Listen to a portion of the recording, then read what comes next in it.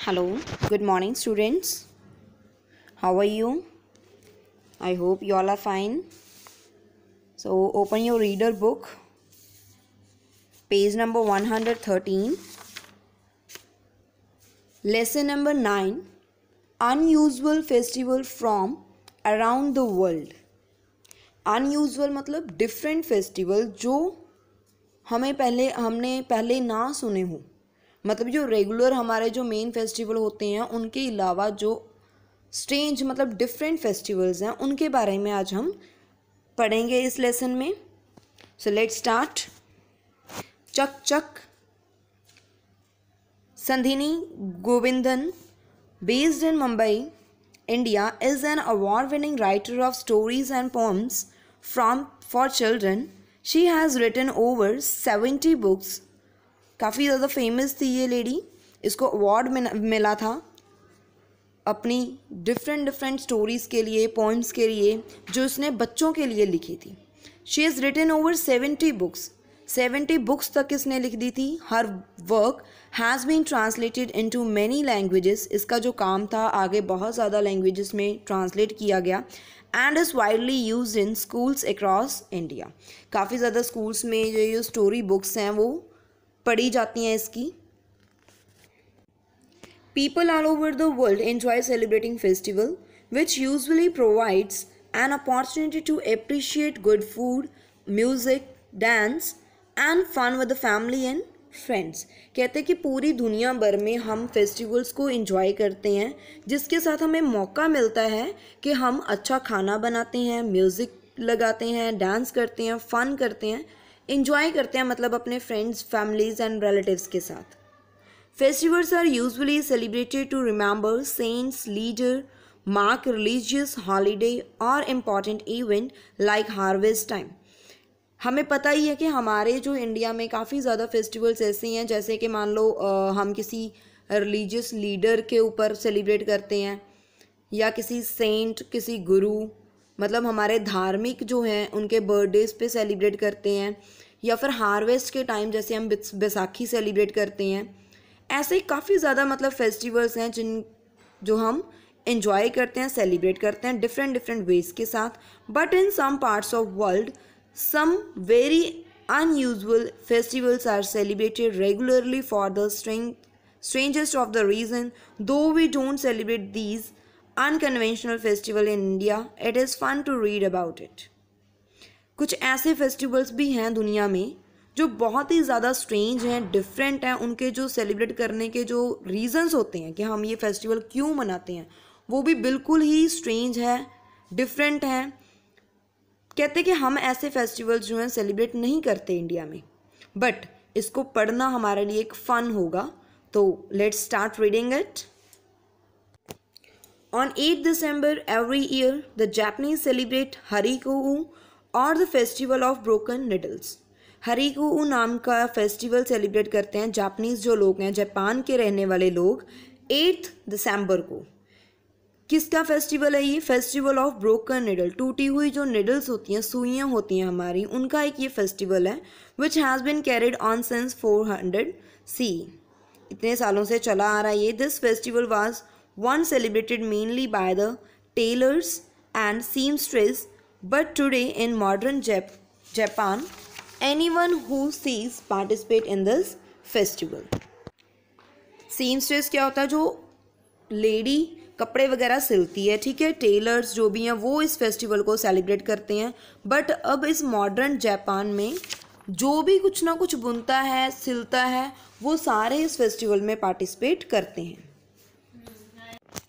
A special shrine is made in every home for all the needles there, and shrine hold offering of food, scissors and a thimble.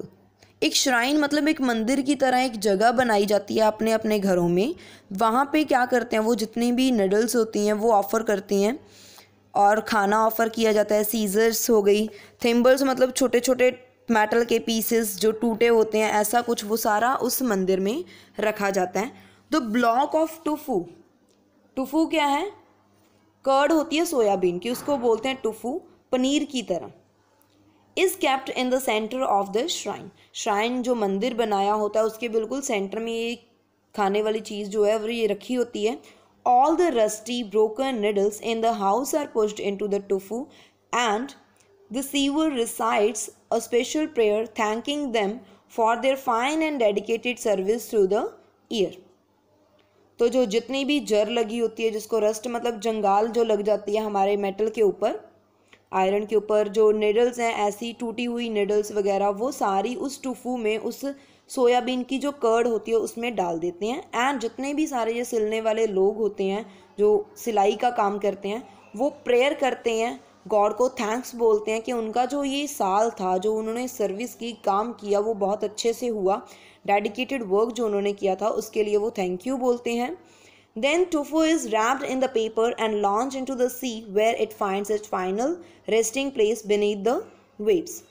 तो उसके बाद ये क्या करते हैं, उस टोफू को रैप कर देते हैं पेपर में एंड उसको समुंदर में उतार देते हैं ताकि उनको पीस मिल सके, रेस्ट मिल सके beneath the waves. Beneath the waves मतलब जो पानी की लहरें होती हैं उनके नीचे उनको पीस मिल सके, उन वेव के, उन समुद्र की जो लहरें होती हैं उनके अंदर।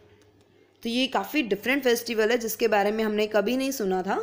आगे भी ऐसा फेस्टिवल के बारे में बात करेंगे, वो भी हमने नहीं सुना। जितने भी फेस्टिवल है बहुत ज़्यादा स्ट्रेंज है हमारे लिए। नेक्स्ट जो फेस्टिवल है उसका नाम है Homowo festival of Africa. Africa में सेलिब्रेट किया जाता है वो festival. The Homowo festival of Africa is celebration of traditional harvest festival carried out by the Ga people of Ghana, West Africa. The word homovo means hooting at or making fun of hunger. इस festival ये festival जो है वो harvest festival माना जाता है, मतलब खाना वगैरह उनका अच्छे से हो गया, उनकी फसलें अच्छी हुई और उनको प्रॉपर खाना मिल रहा है। तो गा पीपल हैं गाना एरिया के, वेस्ट अफ्रीका में। तो होमोवो का मतलब होता है हूटिंग एट, मजाक उड़ाना, फन का, उसका सॉरी हंगर का, भूख का मजाक उड़ाते हैं इस दिन वो। क्या है, the story goes that a long time ago deadly famine struck the plains of Accra where the Ga people lived.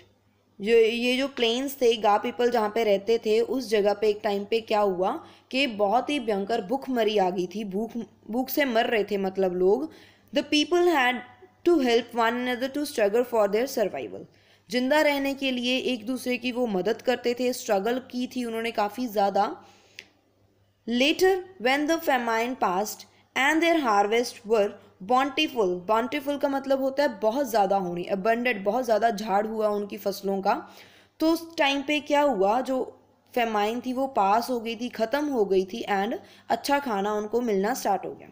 तो लोगों ने क्या किया, people held a feast at which they ridiculed hunger and hard times that they had been through.